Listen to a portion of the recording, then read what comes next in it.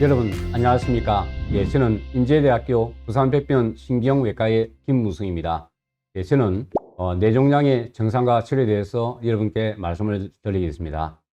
뇌종양의 발생 빈도는 2013년도 기록으로 보면 인구 10만 명당 23명 정도가 뇌종양이 발생된 걸로 되어 있고, 여성이 남성에 비해 가지고 약 한 1.7배 정도 발생이 높은 걸로 되어 있습니다. 뇌종양이 최근 들어서 점점 발생이 증가하고 있는 것은 MRI와 같은 영상 기법이 발달함에 따라서 혹이 검진을 하게 되고, 검진을 통해서 빠른 진단과 빠른 치료를 하게 됨으로써 뇌종양의 특히 양성종양의 발생 빈도가 점점 늘어나고 있는 추세에 있습니다. 뇌종양이 있을 때 저희 어떤 경우에 병원에 꼭 와야 되는 몇 가지 경우가 있습니다. 첫 번째 경우는 뇌종양이 있을 때는 저희 아침 새벽에 두통이 아주 심하고 구토를 동반한 두통이 있을 때는 병원에 반드시 오셔야 됩니다. 잠을 자게 되면 잠을 잔 상태에서 머리와 정맥에서 내려오는 뇌압이 상승이 되기 때문에 아침에 두통이 너무너무 심하고 구토를 동반하는 경우는 병원에 반드시 오셔야 되고, 아까 말씀드렸듯이 뇌하수체 종양이 있다든지 시신경 가는 길이 따라가지고 가다 보면 뇌하수체가 커지게 되면 위쪽에 시야장애라든지 시력장애가 있는 경우에 뇌하수체 종양이나 후두부 쪽에 영상이 맺히는 부위에 문제가 있는 경우는 병원에 반드시 오셔야 되고, 그 외에 운동장애 증상, 머리의 두정부 쪽은 운동신경이 가는 부위인데 마비 증상이 온다든지 보행장애가 있는 경우는 운동 중추에 생기는 종양을 생각할 수가 있습니다. 또한 요즘 들어서 늘어나고 있는 핸드폰 사용을 많이 함으로써 생길 수 있는 종양 중에 하나가 뇌의 8번 신경계의 청신경 초정이라고 있습니다. 또한 뇌 중에 옆에 뇌를 우리가 척두엽이라고 하는데, 척두엽에 문제가 있는 경우는 어느 장애가 온다든지 기가 잘 안 들리는 문제도 생기기 때문에 척두엽 종양을 생각할 수가 있겠습니다. 그 외 증상으로서 뇌하수체, 사람의 뇌 쪽에 보면 여러 가지 부위가 있는데 대뇌와 소뇌와 뇌관이 있고, 대뇌 정중앙 부위에 뇌하수체라고 하는 사람을 사람답게 만드는 호르몬 내는 부위가 있습니다. 특히 여성에서 이 부위에 종양이 생기게 되면 생리가 안 나오는 무월경이 있거나 가슴에서 젖이 나오는 유족 분비증이 있는 경우에서는 뇌하수체 종양을 생각할 수가 있습니다. 성인에서 처음으로 뇌전증이 발생된 경우는 머리 옆에 척두 종양이 생각할 수 있고, 또한 피부에 반점이 있다든지 여러 군데 어떤 다발성 결절을 가지고 있는 경우는 신경섬유종을 생각할 수가 있습니다. 또한 서서히 진행되는 기억 감퇴가 있는 경우는 머리의 앞쪽에 전두엽이 어떤 감정에 관계되는 부위이기 때문에 전두엽 종양을 생각할 수가 있습니다.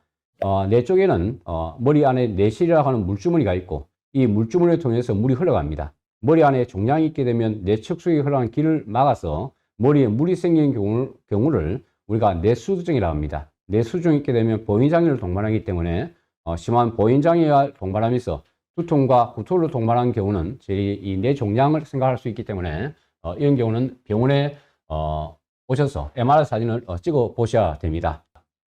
저희들이 뇌종양 진단에서는 조금 전에 말씀드린 바와 같이 CT나 또한 MRI 사진 찍어서 병변부위를 확인하게 되고, 이분은 소뇌 쪽에 종양이 낭종을 동반한 종양이 있는 부위로서 이 혈관 검사를 해서 이 종양을 가는 혈류 정도를 분포를 하게 됩니다. 또한 기능적인 MRI를 수술 전에 촬영을 하여 병변 부위는 오른쪽에 운동 중추에 있고 내려가고 있는 운동신경을 확인함으로써 수술 중에 이 부위를 피해 가지고 수술 중에 운동장애, 신경장애 증상을 최소화하고 수술의 효과를 극대화시킬 수 있는 방법으로서 기능적인 MRI 사진을 찍고 있습니다. 이 뇌종양이 있을 때 어떤 종양은 생명을 위협하는 종양이 되고, 또 어떤 경우는 치료를 하게 되면 완치가 되는 종양이 있을 수가 있습니다. 생명을 위협하는 뇌종양은 흔히 악성 뇌종양이라고 합니다. 악성 뇌종양 중에서 대표적인 질환이 신경교정의 4단계에 해당하는 신경교정이 단계가 4단계가 있고, 이 중에 1단계는 양성이지만 4단계는 교모세포종에 해당하는 악성 종양과 다른 폐암이나 유방암이 있다가 머리가 전이가 되는 전이성 뇌종양 같은 경우는 이 종양이 조기 진단이 되고 수술을 포함하여 방사선치료 및 항암치료 등의 적극적인 치료를 통해서 생존기간이 연장이 되고 삶의 질을 향상시킬 수 있기 때문에 생명에 위협을 주는 악성 종양이 생명을 위협하는 종양이 될 수 있습니다.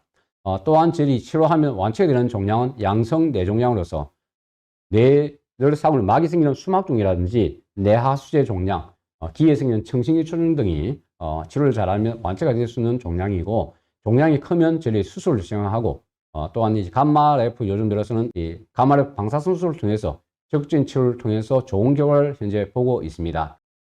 그러면 어떤 경우에 뇌종양이 잘 생기느냐? 위험인자가 있을 수 있겠습니다. 위험인자로서는 유전적인 요인이 있고, 부모님이 아까 말씀드렸듯이 뇌종양이 있었는데 양쪽에 청신경 초정이 있었다. 그런 경우는 신경섬유 종증 2형에 해당하게 되고, 그럼 자제분 중에서도 만약에 오른쪽 귀가 잘 안 들린다 하시면 반드시 병원에 와서 MRI나 CT 검사를 꼭 해보셔야 됩니다. 환경적인 요인도 있고, 또한 요즘 들어서 이제 핸드폰 사용이 너무 많이 늘어나기 때문에 장시간 핸드폰을 사용하게 되면 청신경에 어떤 전자파가 가서 청신경 초정이 발생의 빈도가 늘어나고 있습니다.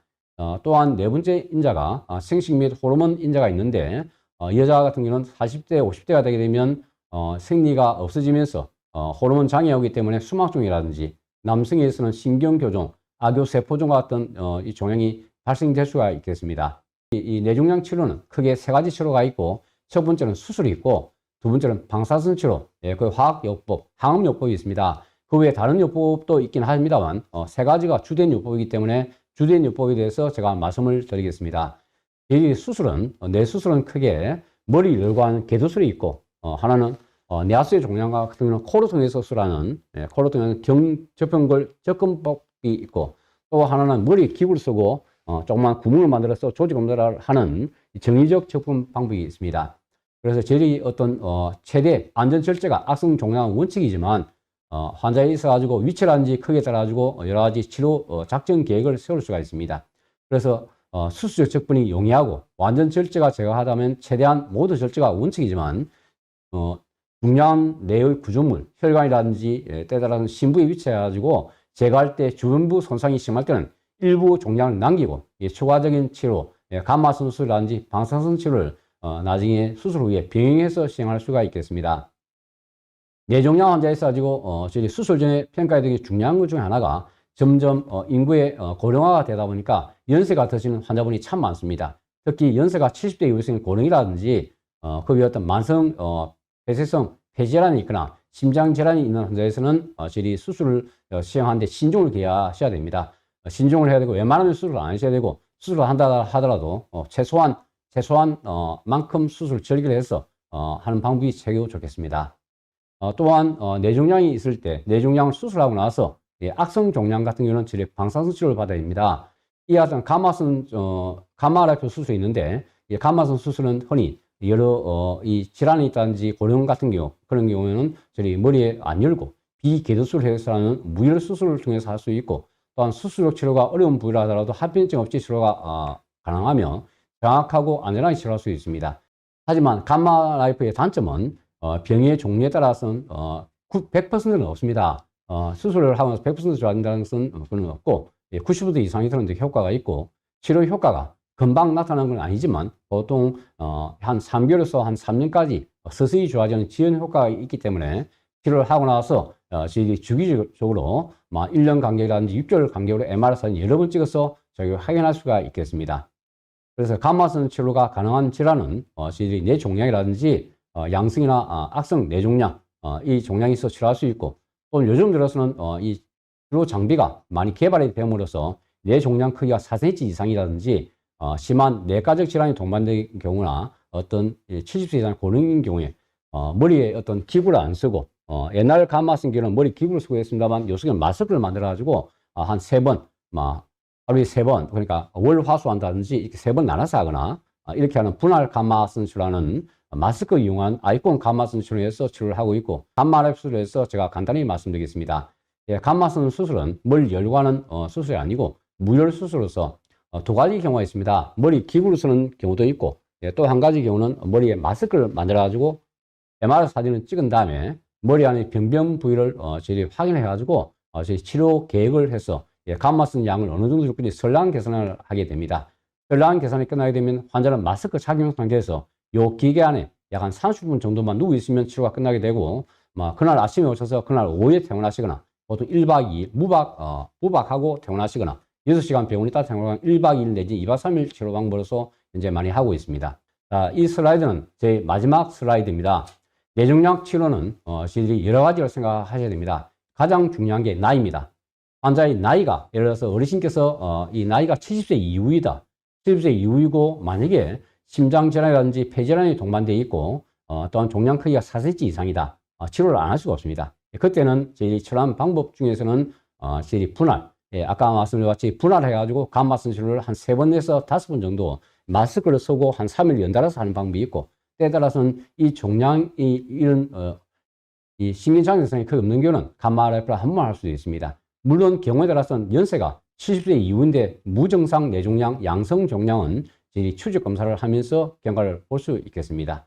장시간 시청해 주셔서 감사합니다. 최근 들어서 이 뇌종양에 특히 양성 종양이 상당히 이 빈도수가 늘어나는 이유 중에 하나가 병원에 와서 빨리 MRI 사진 찍고 진단을 했기 때문에 10년 전만 하더라도 악성 종양이 늘었습니다만, 지금 현재 우리나라에서 뇌종양의 빈도는 양성 종양의 빈도가 더 늘어나고 있기 때문에 여러분 증상이 있으면 참지 마시고 빠른 시일 내에 병원에 와서 MRI 사진 찍어서 적절한 진단과 치료를 받기를 기원합니다. 여러분 감사합니다.